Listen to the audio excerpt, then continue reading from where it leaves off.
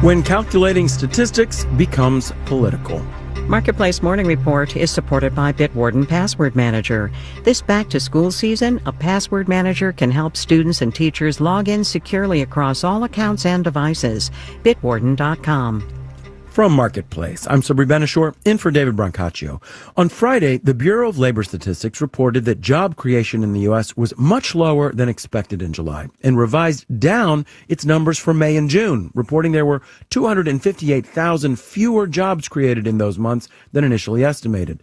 President Trump, upset about the revisions, then proceeded to fire the head of that bureau. The president now says he'll name a replacement in the coming days. Marketplace's Mitchell Hartman has more. President Trump's reaction to the bad jobs report news was swift. He posted on Truth Social that, quote, "We need accurate jobs numbers," and proceeded to fire the BLS commissioner, Erica McIntyre, who was appointed by President Biden. President Trump alleged that the July jobs numbers were rigged to damage him politically. But experts in the field say any such manipulation of the data by BLS, including by the commissioner, would be nigh on impossible, given the high level of scrutiny and cross-checking by nonpartisan career statisticians that the entire process of BLS data production undergoes. And if there were to be some sort of breach, we would know about it.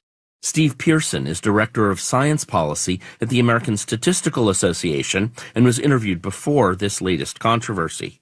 The signal would come out that there has been some sort of improper meddling with the data. There's been no such evidence about the production of the July jobs report so far. Erica McIntyre was a year and a half into a 4-year appointment as BLS commissioner, confirmed by the Senate. The president has the right to fire her. Her temporary replacement is a well-respected, long-time career BLS employee. I'm Mitchell Hartman for Marketplace. Manufacturing in the U.S. is having a rough time. A report out last week from the Institute for Supply Management found that in July, manufacturing orders shrank for the 6th month in a row. That is after the Labor Department reported that manufacturing employment hit its lowest level in 3 years. Marketplace's Justin Ho has more on what's going on in America's factories. Manufacturers have plenty of reasons to be holding off on hiring right now, says Tom Derry, CEO of the Institute for Supply Management. Demand looks weak, and I'm not going to fill that job role because I'm not going to pay somebody for work I can't get. There isn't work to be done there. Derry says all of the tariff back and forth isn't helping either. Kathy Bostjancic, chief economist at Nationwide, says she expects manufacturing jobs to stay soft this year, at least until tariff policy starts to shape up. If they know what the tariff rate will be and what the new trade environment will look like, they can then plan around that and make adjustments. Bostjancic says once that happens, manufacturing employment should start to pick up again, especially if manufacturers decide to expand in the U.S. But she doesn't expect hiring to boom. We could boost production, but not necessarily one-for-one increasing employment levels along with that. Bostjancic says manufacturers are likely to invest more resources into better technology rather than hiring more workers. I'm Justin Ho for Marketplace.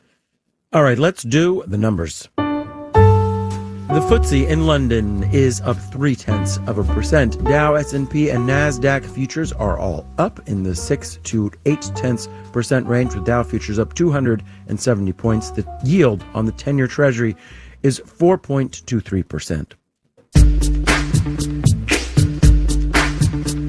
Marketplace Morning Report is supported by Yubico, makers of the YubiKey. YubiKey helps protect important digital applications and services. YubiKey, still undefeated, the original passkey. More at yubico.com. And by This Old House Radio Hour podcast, answering listeners' DIY and renovation questions and diving into home design trends, available in podcast apps. Hail, as in the balls of ice that fall from the sky at anywhere from 9 to more than 100 miles per hour, cause billions of dollars in damage each year. But a lot about it remains a mystery. So storm-chasing scientists are gathering clues to better understand it. Rachel Cohen with the Mountain West News Bureau reports. Dewey Kahawai was sleeping when he heard a knock on his bedroom window. I sprang out of bed and thought, oh my gosh, somebody's trying to get into my house. Then he heard thumps on the roof, and he knew a hailstorm was sweeping through Colorado's eastern plains, 50 miles north of Denver. His house was fine. But by morning, his phone was blowing up with calls and texts. Kahawai runs his own company, American Pride Auto Glass. There was people's cars that were literally destroyed. 3 or 4 inch diameter holes through the glass on their vehicles. Front windshields with 6, 8 hits. He estimates he alone attended to hundreds of thousands of dollars worth of damage. Ian Giamenko says hail costs can add up. He's a researcher at the Insurance Institute for Business and Home Safety. It's not as big a life safety threat as, say, a storm surge or flash flooding, but it happens every single year, and it's costing us just tens of billions of dollars. And the costs are increasing, partly because more people are moving to places with hailstorms, and researchers think climate change could mean fewer but more destructive storms. But Giamenko says there's still a lot we don't know about hail. To find answers, he's part of a huge team of researchers working on the largest study of hail in 40 years. It's called IceChip. For 6 weeks this summer, scientists chased hailstorms around the Great Plains and Mountain West.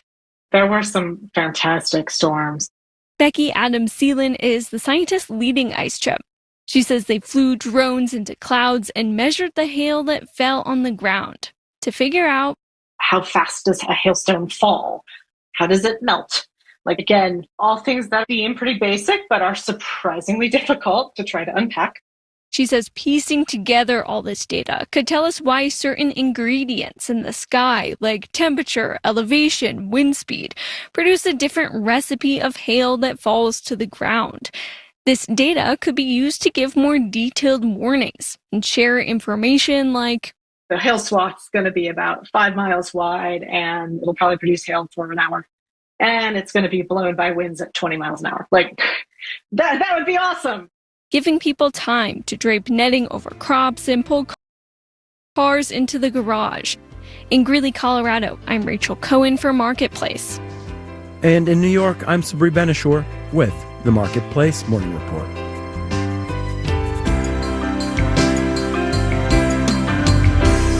From APM, American Public Media.